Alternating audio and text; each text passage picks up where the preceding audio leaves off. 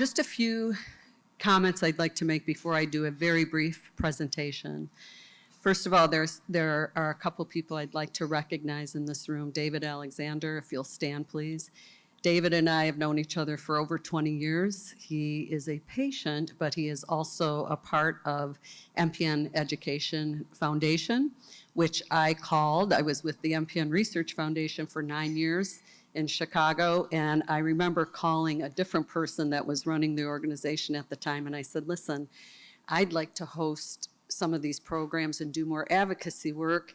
And the woman who was running it at the time, who has since passed away, said, go for it, Ann. And so but David and I are in close touch. He's a wonderful person, and they host an event every other year in Arizona. Is it at the Mayo Clinic or at a, yes, so please welcome David. And he's been a volunteer for many years. And so I'd also like to thank our physicians and researchers that are in this room, and you will meet every one of them. They are absolutely wonderful people. I've been doing this for a lot of years. I've been in this space, as I said, for over 20 years. For almost 15 years, I've been hosting these events under our organization name, MPN Advocacy. And just so you know, they never take a dime for this. We do pay for accommodations and flights, and that's it. So they volunteer their time to come here and be away from their patients, be away from their laboratories. And one of the things they always say to me is, it is so nice to just be with these patients and hear things they don't hear on a regular basis. And so I'd like a round of applause for our speakers. They're the best, man. They are the best. And then to our industry partners, we would never be able to do this without their sponsorship funds, some of whom have been our partners for all these years. And I've watched their drug from molecule to commercialization. And it's pretty fascinating and absolutely wonderful for you as the patients in this room to be able to have 4 drugs now available to you. And so many of whom are doing very well on these drugs, but there are also new ones in the pipeline, and you'll hear about those today. So my name is Ann Brazeau. I try to say hello to everyone that comes in this room or to any of our events because I want you to put a face with the name of our organization. We host 20 to 25 webinars a year. We call them Conversations with the Specialists, and those have been extremely successful. What you don't know is after we are done, Natalie or Mallory or now Kathleen Michael came back to work for us, and she was with me for 9 years.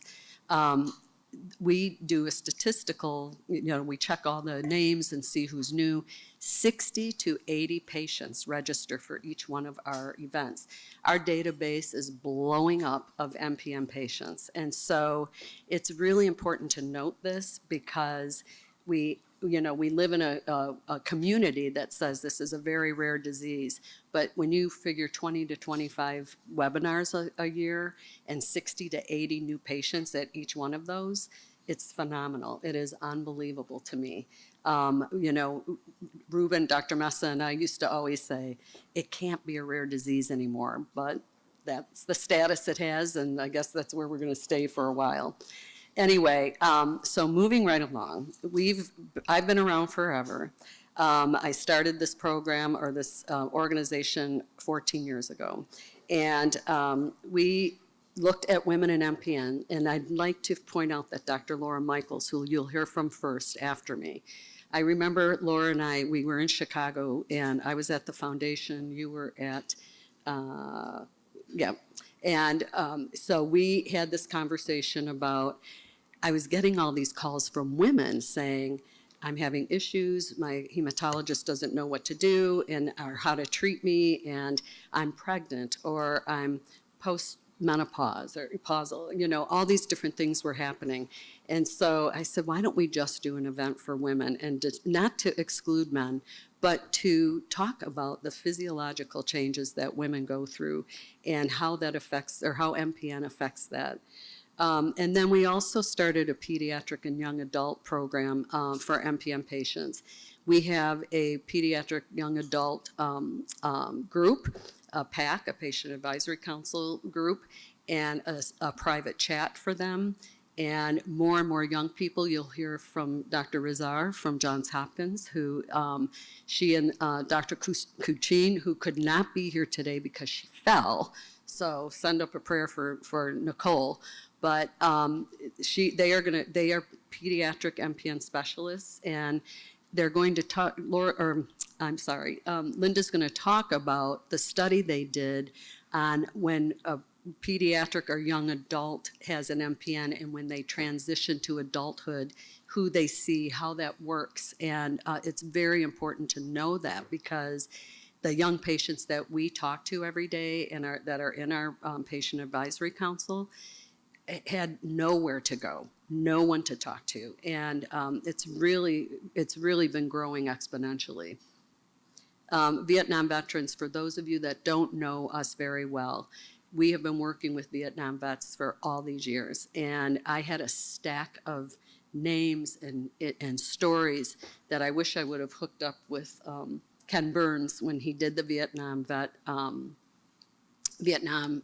documentary, because we had 900 at the time with all these incredible stories, and they all had an MPN. And last year, we gave $20,000 to Georgetown University and to Dr. Andrew Tu, to do a special research project to find out what the link was between Agent Orange exposure, but other toxins as well, and he found the answer. And it wasn't just with Vietnam vets, it was with Korean vets and with Gulf War vets. So we're very proud of that. Our partner initiatives, we embrace everybody.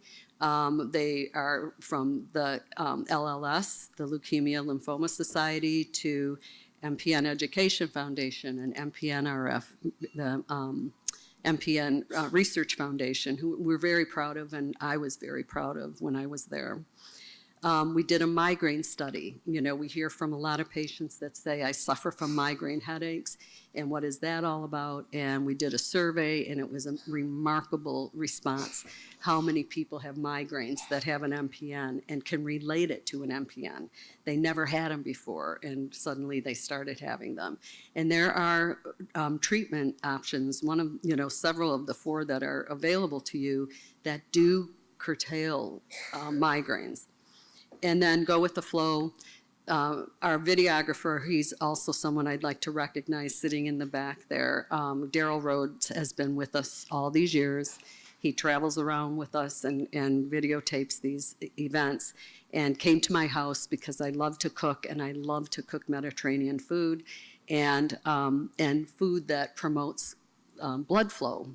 And so we have some videos out there right now. There's 3, but we will be adding more. Oh, there it is.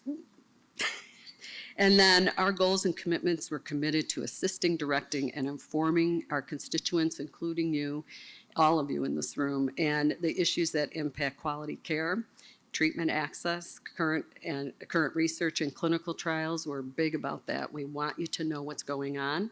And of course, our advocacy efforts. I used to be in DC all the time on the Hill, and I will tell you that this administration is just more difficult to work with, so we haven't been back for a while.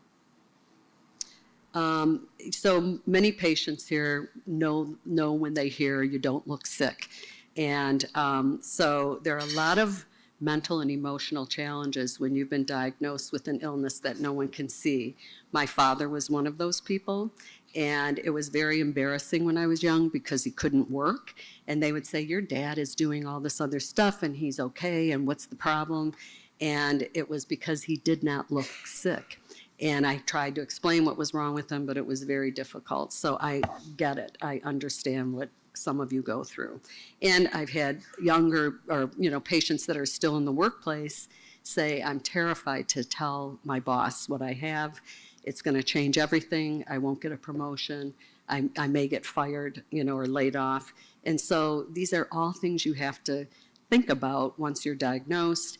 And Natalie, who you met, is doing postgraduate work in psychology, and she's been doing a lot of psychosocial work with our patients that call in.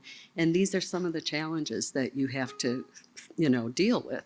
Fear and uncertainty about progression, about what's going to happen next, about how is my family going to be cared for, the financial burden, the physical limitations from fatigue and other issues and challenges. So I threw this in again. I used to put this up all the time, but the myths about MPN, and that was the average age. I know it's lowered now to, I think, in the 50s, but it used to be in the late 60s, 70s. That's not my experience at all. And so I'm not a statistician, but I can tell you that we see a lot of patients that are much younger, in between 18 and 40 or 18 and 45. The life expectancy, when I first started in this field, which was 20 some years ago, the life expectancy did not look good. It was pretty grim, and that has completely changed. I mean, David, how long have you been a patient? Over 20 years. Over 20 years. Julia? Same. There was a gentleman in Pennsylvania. He's 95. I think he's had PV for 40 years. So the landscape has changed drastically, and you should know that and feel good about that, be happy about that. Treatment options, which I mentioned, we have 4 approved. There are many more in the pipeline. Men and women experienced same issues, yes, and absolutely not, no. They do not always. Planning ahead for surgeries, it is vital that you bring a whole team together so they know what you have, they understand what you need, during or after surgery, and that your hematologist is involved in the process. And our MPN's an orphan disease. I just said I don't think so, but that's okay. Coping with your diagnosis, the biggest thing you can do is take control, and some patients don't want to. They're afraid, they don't want to know. I have a brother with chronic lymphatic leukemia. He was diagnosed last year, and here I am. I've been in this space for 20-some years. He will not listen to me. And he has a mind of his own, and I'm doing what I want. I don't want to go to a specialist, blah, blah, blah. And it kills me, but that can happen. Educate yourself. The fact that you're here, the fact that many of you have mentioned that you watch our webinars, keep doing it. Go to the event in Arizona if you can. Watch the webinars. Equip yourself with as much knowledge as possible. And you're going to need to advocate for yourself. These beautiful women here that are with us today, they understand. If you come to them and say, I saw this, or I read this, or you said this, what should I be doing? And they will be very open to any suggestions you have. If you see someone that is not, you might want to consider seeing somebody else if you can. I know it's not always easy. Stay connected, talk to each other, be in touch. And it doesn't mean forever through your whole, journey with an MPN, but be in touch with people that have the same thing or can talk to you. We take calls all day long, and they can last from 15 minutes to an hour, but one of us is always available. Know that you are not alone, which you obviously can see you're not alone, and use all the resources available to you. You can find us online. We have the MPN Community Connection, Facebook, Twitter, blah, blah, blah. We're everywhere, so you won't have a problem finding us. These are our industry partners who are here today, and I'd like to thank you all for supporting us for all these years. We really appreciate it.